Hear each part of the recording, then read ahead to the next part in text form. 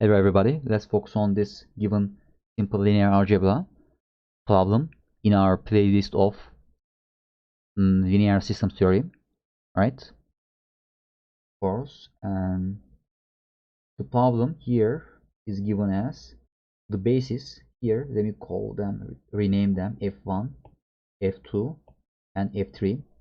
I just rename the vectors, right? f1, f2, and f3. Those three vectors, or rather 10 of those three vectors, right, constructs basically our space, right? Okay, what is that space? R3. All right, is known to span the vector space R3. Okay, what is the relation between R and S? Okay, and if those given three vectors span R3, right, that will indicate those vectors are linearly independent of each other, right? And I mean, basically, you will never see something like 2 times f1 plus 3 times f2 equals f3 or something. You will never see that, something like that, right? All right, that is the kind of hand wavy definition of linear dependence and independence, right? And the part A asks about the relation between R and S. Okay, and since those vectors are linearly independent of each other, we would do that operation by constructing a matrix whose columns are those f1, f2, f3 vectors, right? And check the whether all the columns are linearly independent, right? We would basically check the determinant. If the determinant equals 0, that will indicate null space dimension is at least 1, right? There is at least one vector that is linearly dependent on the other vectors. That will indicate that, and that will also indicate the columns are not linearly independent of each other, right? And so matrix shouldn't be non-single, shouldn't be singular. Matrix should be non-singular, meaning determinant must be something that is not 0, right? For those columns to be linearly independent of each other, right? And this is basically what we written right here. F1, F2, and F3. We will check the determinant and we will impose that constraint. We will say that determinant of that matrix not equal to 0. Okay, and let's do some derivation, right? Here, algebraically, we just derive the determinant of that given matrix. And again, here, doing some mathematical simple algebraic manipulations, right? And after that we have this, right? And after that we have this. Then this line, what is this? I don't know. And let's continue, right? There's some typo over there.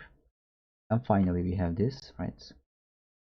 And so basically determinant is this given algebraic object. And what was the condition for those three columns to be linearly independent of each other? That expression must be something that is not 0, right? Basically, and this is the relationship between R and S. Okay, let's look at the part B of that given problem, right? Here we debate bunch of stuff, right? Difference. This is totally unrelated problem, by the way. This is part B, right? Let's focus on the part B, right? The basis, again, let's call them let me delete. Let's call them f1, f2, and f3 is known to not span the vector space R3. This is similar problem, right? R3. So find R. And for those vectors to be not, not spanning means those three f1, f2, and f3 vectors, they are linearly dependent on each other, right?